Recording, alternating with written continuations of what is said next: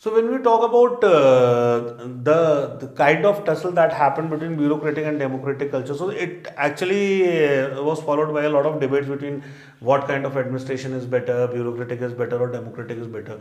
But then there is something called as a classical debate that happened between Friedrich and Feiner in around 1940s. There was this debate that what kind of constraint should be there on bureaucratic behavior. So those constraints basically spoke about. Feiner was of the idea that there should be external constraints which are supposed to be there, and Friedrich was of the idea that there should be internal constraints which are to be there on bureaucrats. Now this classical debate, we'll see what it resulted in. We'll see details about it. This was the first time when the seeds of anything that relates to ethical standards in public administration or public services or civil services came into existence. So you can say that the paper that UPSC introduced in 2013 as Ethics, Integrity and Aptitude paper, which we are reading currently, found its seed back that at that time when Friedrich and Feiner had a debate. So the idea was that what kind of constraints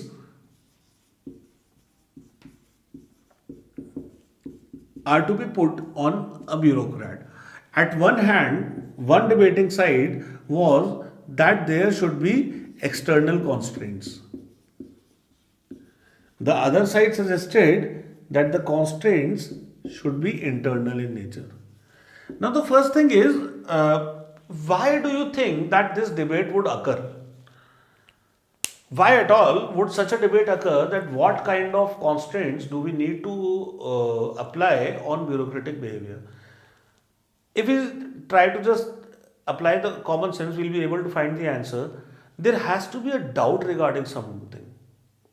Otherwise, there are no constraints which are needed.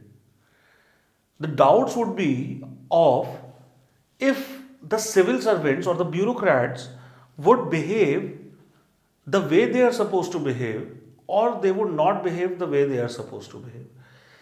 If they are behaving the way they are supposed to behave, it's a normal or the kind of behavior that a bureaucrat would need. If they are not, it would be called as a deviant behavior. So there was a doubt. So what are we answering? We are answering that why this classical debate happened.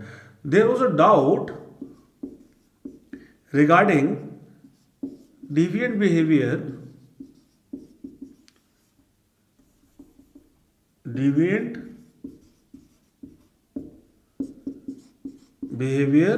of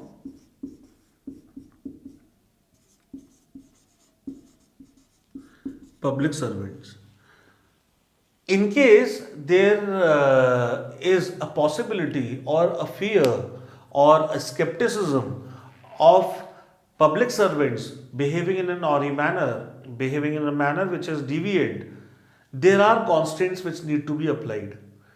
Since there are constraints which need to be applied, what kind of constraints can it be? It can be either external or internal, and that is what the debate was about. On the external side, the argument was that it should be laws, rules, regulations, etc., which should be there in order to curb the public servant from doing something wrong. So it would be more punitive in nature. It would be more of punitive in nature because in case if somebody is erring, in case if somebody is doing something wrong, that person needs to be punished. When somebody has a fear of punishment, at that time there is a great likelihood that the person would act within the boundaries.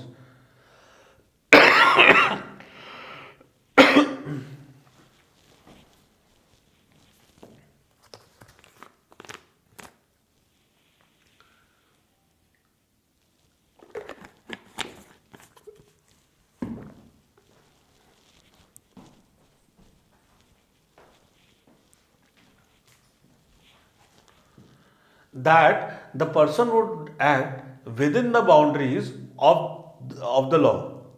See, there are so many laws which are there even today, and the whole nation is governed by laws. In fact, every nation is governed by laws. So those laws are doing what? They are punitive in nature. They are telling you what not to do. In case you do that, you would be punished legally. So that was the argument of external factors. Whereas the internal people who suggested that these are internal constraints which are important. They suggested that even if a person is made to be afraid of laws, rules, and regulation, it is not really a possibility that everybody would still behave within the permissible limits of law. So, internal side argued that it is needed that the people who are manning the services, that means the public servants who are actually serving, they should be not only told what the right kind of values or ethical stance should be, they should also be more evolving in nature. That means that they should be told about, they should be corrected in their behaviors before they join. So there was kind of a suggestion of examination, not the UPSC examination, but examination of those qualities. So there was suggestion of an examination in advance of the budding bureaucrats, and further socializing them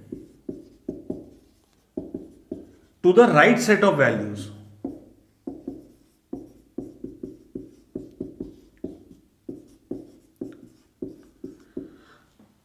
So Friedrich, who spoke about internal constraints being applied on the bureaucratic behavior, suggested that the people should not only be tested for what they have already, what kind of mentality they have, what kind of mindset that they have. With that, they should also be socialized to the right set of values in order for them to become a good public servant.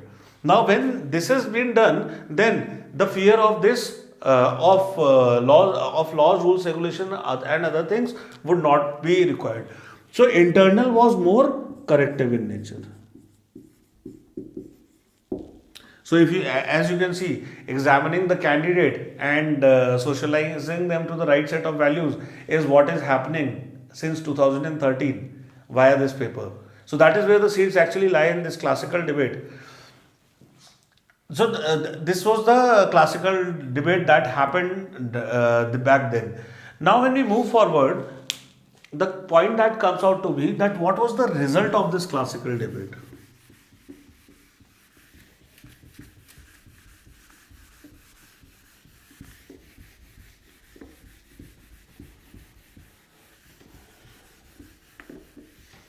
So, what were these people talking about? These stalwarts were talking about that if there are internal constraints to be applied or if there are external constraints to be applied. So, when we are talking about internal and external constraints, the idea was that the deviancy in the behavior has to be curbed. Now, when we are talking about deviancy has to be curbed, we are talking about the ethical standards or the values that are to be followed in the public administration. So, basically, ethics and values, right? So, what kind of ethical standards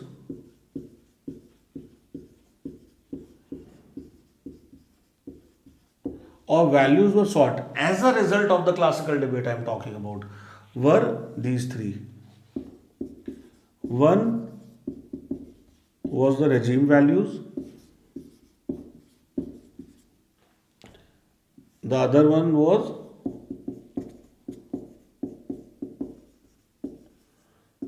situational values, and the third one was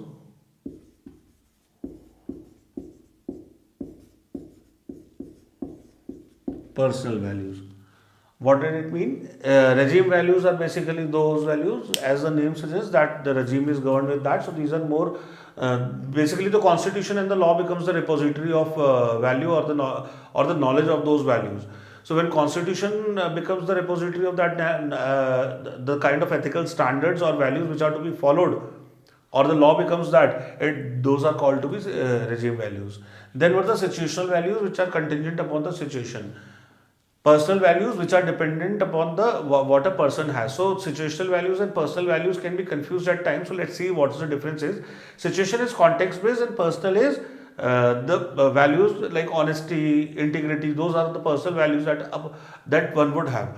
So when we are talking about situational values and personal values, they would generally be in line with each other, but there are cases that both do not work in the same line. Let's say punctuality is an important factor that a civil servant need to have.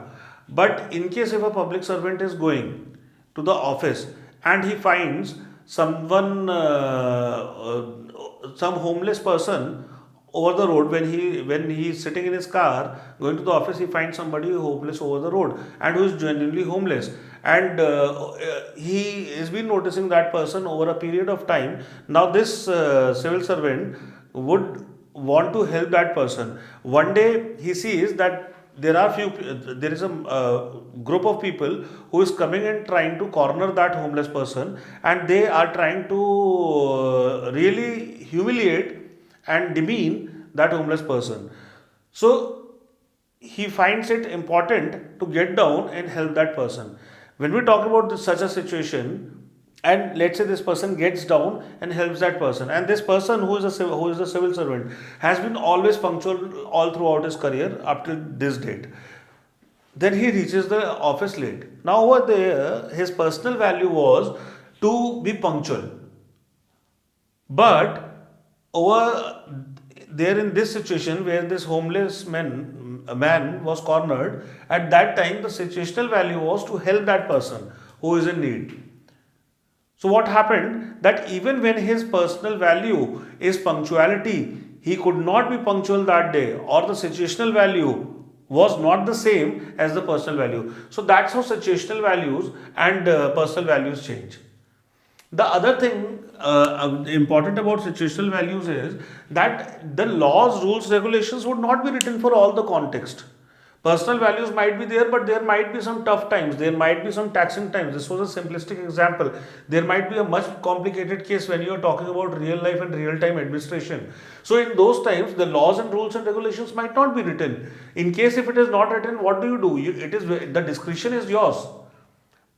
And if the discretion is yours, you need to weigh both the things, and you need to say where to draw the line. You need to see what to do in order to come out of that particular situation. At all such times, situational values kick in. So as you can see, with the ethical standards and values that came out as a result of classical debate, it was not either external or internal values only that are going to be applied on the bureaucratic behavior. It was a mix of them. Regime values, it talks about external factors. Situational values needs to be evolved more, and personal values talks more about the internal factor. So it was a mix of all of them. And with that, this was the result of classical debate. With that, we'll move on to the other set of values which were generally sought after over there. Now, this is the result of classical debate, but the values or the ethical stance that we are going to talk about now are not the result of classical debate, but nevertheless, those are in general the kind of values which are sought after in a particular organization, or more importantly, public administration.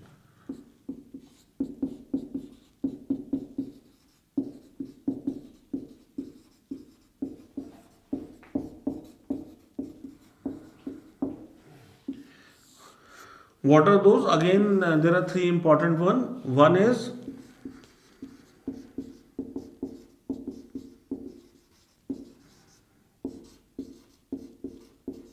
the institutional values, then is the instrumental values, and last one is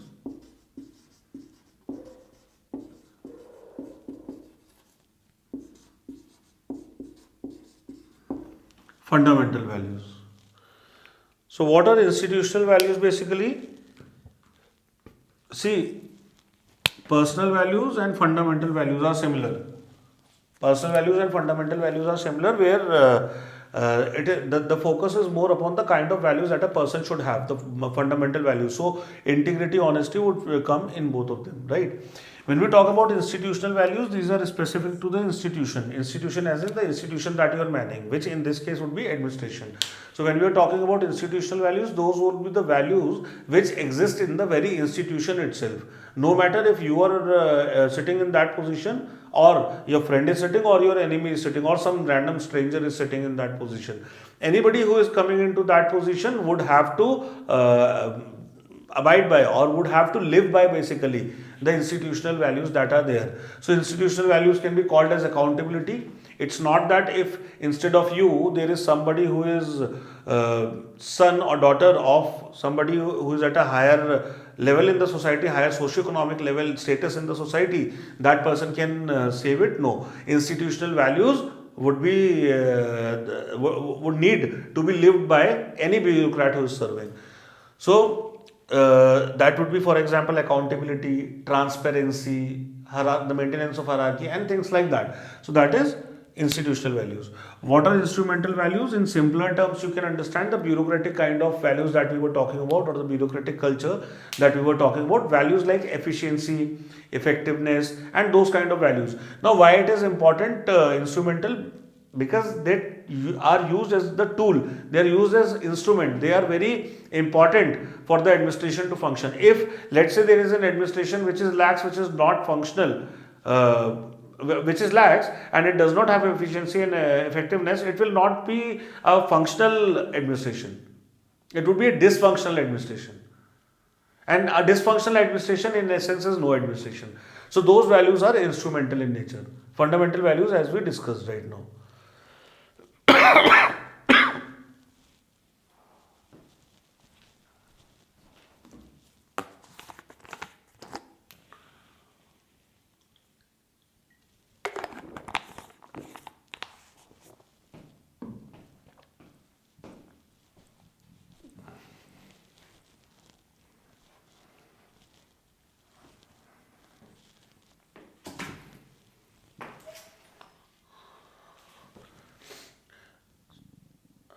Now, why is it important for us to see both of them at the same time? One was the result of classical debate, other that we are seeing, which are generally sought after in the services.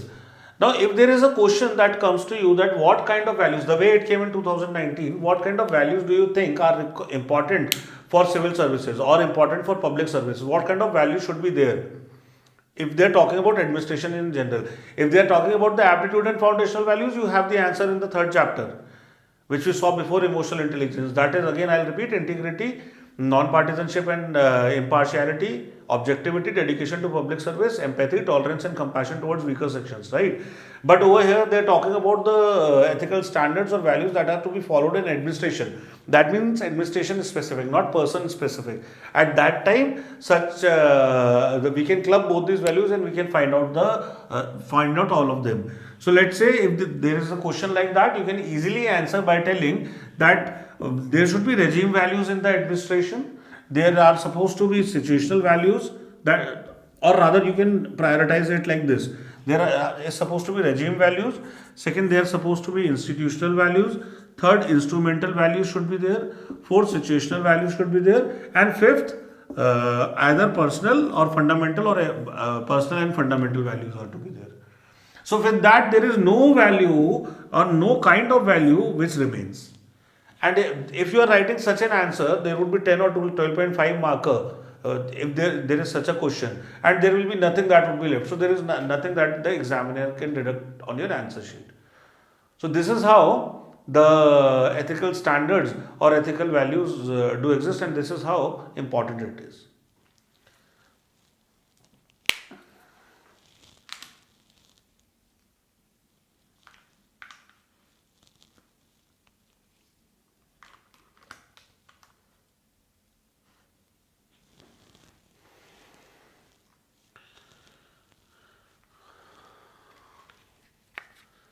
So that's how basically ethics started figuring in the administration. That's how ethical standards or values became important in the administration. So when we are talking about administration or when we are talking about ethics and values in administration, what are we talking about? We are talking about basically, if we put simply, we are talking about administrative ethics,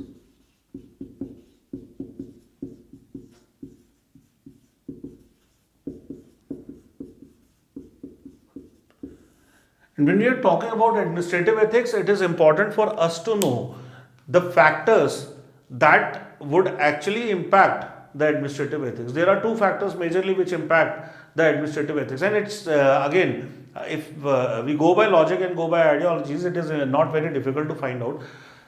See, people who are working in administration are coming from where? They are coming from a society, right?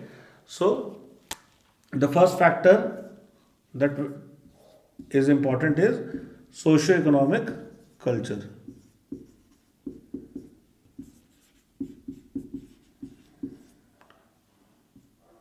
Socio-economic culture, let's say if they are in India, they would be different, the public administrators, and if they are in US, the public administrators would be different. Administrators in UK would be different, administrators in Pakistan would be different. Right? So why is that? Because the socio-economic culture that they are coming from would define the kind of administrative ethics that they have. The other thing is the bureaucratic culture.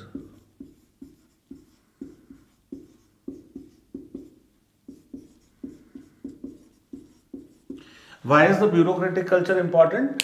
Because when we talk about bureaucratic culture, we are talking about the organizational culture that exists. So let us say if there is a man or there is a person who is into social survey, social side of the administration. Social side of the administration would mean who extends the policies that are made for the benefit of people and who discharges those policies in at the field level.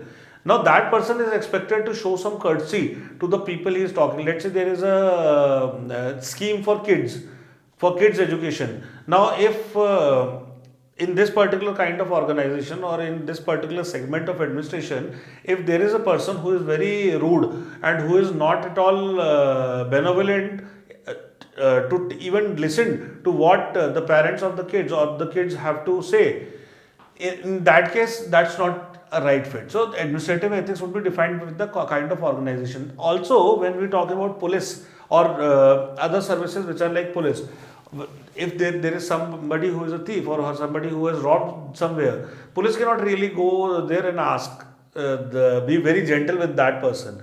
Police might be using different tactic and different way. Police might need to be rude at times, right? So how is this culture or what kind of ethics would this particular segment of administration would have as an organization would be defined by the bureaucratic culture that exists. So socio-economic culture and bureaucratic culture both would decide that what kind of administrative ethics would be there in a particular organization or particular administration.